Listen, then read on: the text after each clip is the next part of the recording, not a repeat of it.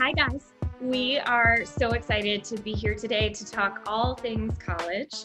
As Stephanie said, I'm Jessica Pels. I'm the editor-in-chief of Cosmopolitan magazine. And I am joined today by a panel of really amazing women. Actress Tala Ashe is best known for her starring role on the CW superhero series Legends of Tomorrow. She's also, though, because she has so much free time, a founding member of the organization Shauthority, which is aimed at helping women step into their individual authority, which I think is really cool. Deesha Dyer is an award-winning event strategist, community organizer, and speaker who you may know as the social secretary for the Obama White House. She's also the co-founder and executive director of BGirl.World, an organization that empowers teen girls through global education and travel. We also have Amanda Burley with us today, who is the development coordinator for Peer Forward, a nonprofit organization that focuses on low-income youth by connecting them to college and to careers. So she'll have a ton of great insight for us today. And lastly, we have Gabriela Cristobal, who is the director of programs and strategic engagement at the United States of Women, which is a national organization dedicated to convening, connecting, and amplifying voices in the fight for full gender equality. Hell yes. Attending a predominantly white institution, I've heard stories from friends about microaggression, but as an immigrant who've only been here in the US for 4 years, I don't really know what that means. I don't know how to recognize it. So I'm asking from the panelists if they will be able to give me advice on how I can recognize it and how to deal with it at that moment and afterwards. I can talk a little bit about this. I also went to a predominantly white institution as a woman of color, and I also grew up in a small town that was predominantly white, and I think sometimes it was like, oh, there's too few people to treat anyone differently at times. And so I went in with these rose-colored glasses and then realized I was going to be doing a lot of extra work. Anytime that you feel like you're teaching somebody or somebody makes you feel uncomfortable, but it's almost like you also feel like it's too small to mention, like, oh, I'm making a bigger deal out of it. To me, that's when I sort of count it in the microaggression column. And honestly, I deal with microaggressions differently based on the day, based on how I am feeling. Sometimes I take out, my chalk and I put on like a little teacher hat. And I'm like, let's talk about intersectionality. And sometimes I'm like, I don't feel like I want to do this work today. And it's tough to balance those two things. I think getting some friends, get some good allies. You can't do all the work. There are definitely a lot of well-intentioned white people on campus that you can bring in and say, hey, I just need you to step in and say this sometimes, because it does become exhausting, especially at the end of 4 years. I was like, I would like a teaching degree as well or something else from this institution. But it does continue. I've worked in predominantly white workplaces where I was still doing that same kind of work. Not saying that that makes it better, but it's definitely something that I have more tools to address depending on the incidents and how I'm feeling. I was just wondering if you had any advice for finding role models or mentors while you were in school, and if you had any experiences you could share about that. That's a great question. I mean, professors are the obvious, go-to, but I would also say, especially in this time where you're not on campus as much, that you can have just as close of an access to a mentor who is actually more in a professional world than in a college world. I feel like this is an ideal time to find someone on social media who has a job that you might want and to DM them and say, I really respect your career and I would love to just pick your brain about it for 5 minutes one day if you will do a phone call. And I find that people like to talk about themselves, so they typically say yes, and they have time on their hands these days. So my perspective on that is that you might want to broaden out beyond college and look at mentors who are more in the professional space. I am a big believer in I guess cultivating space to like be with people who like share some of your identity markers. And I guess I was wondering for you, both on college campus and like in your personal lives, like how do you create space to like come home to your people, like whether that be women, queer women, women of color, like how do you create the space, and like how do you find time for it too? Step one is knowing that that's important to you, and then step two is, I think, is really working to make it happen. Especially now, I think, again, Deesha was saying, people, everyone's dealing with a lot.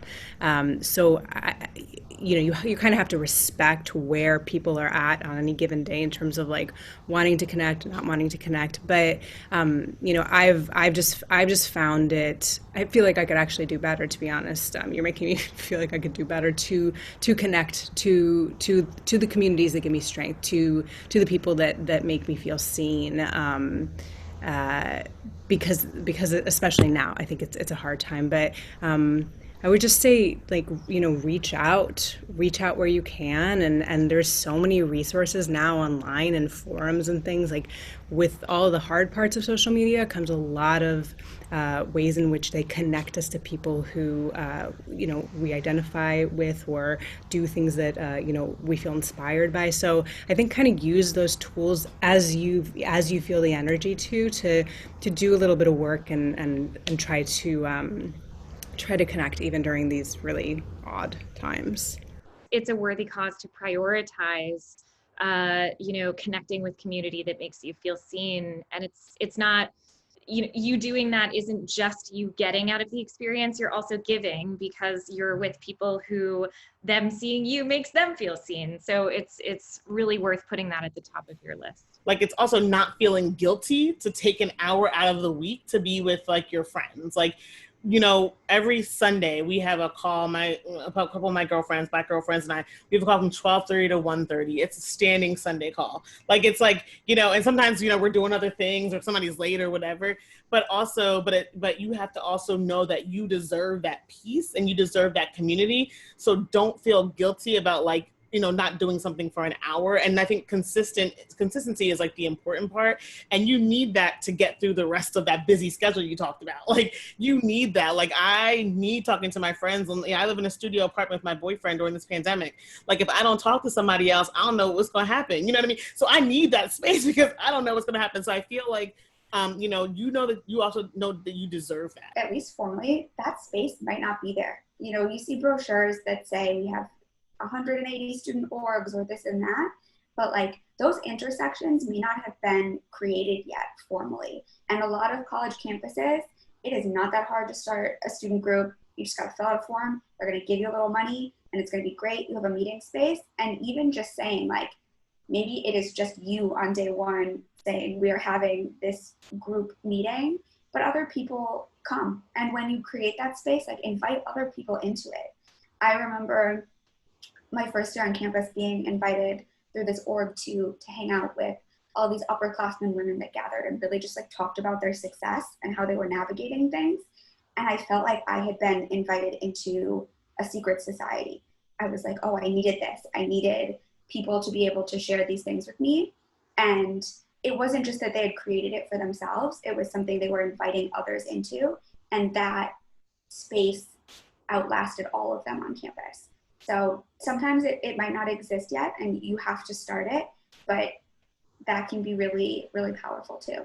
I would love to ask this one last question of our panelists for anyone who wants to jump in, which is just what is your best piece of advice for students going into college today, specifically for women going into college today?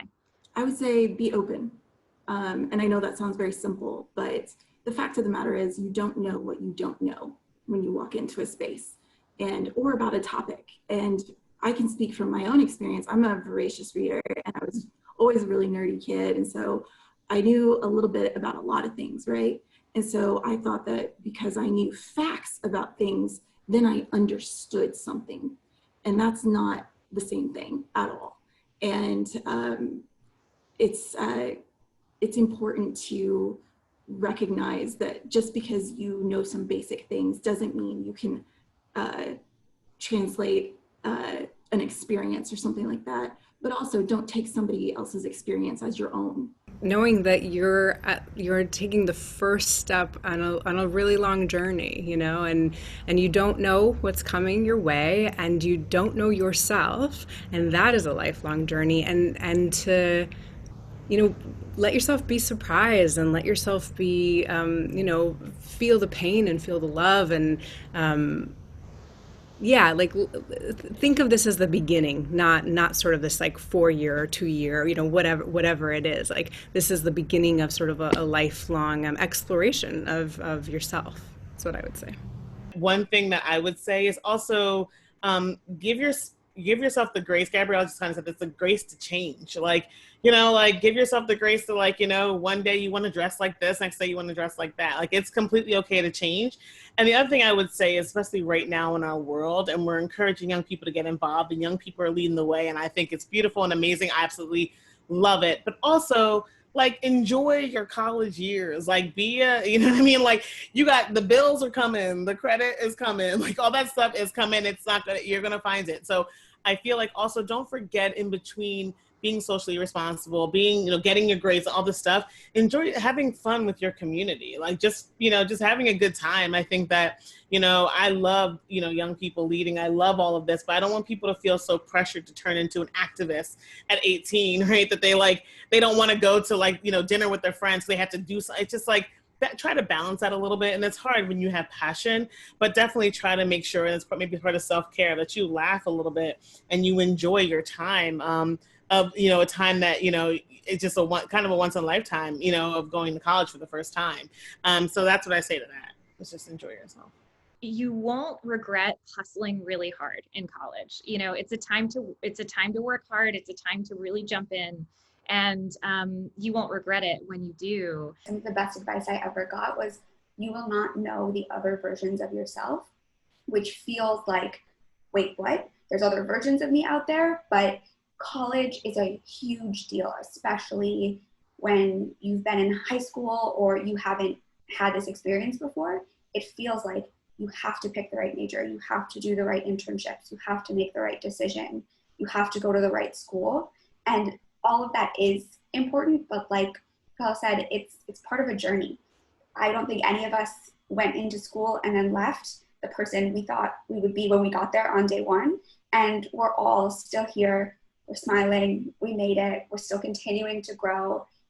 And so it feels like every decision is the most important one you will make, but it's all the little decisions as well. There's other opportunities after you get that degree to continue growing and building another person.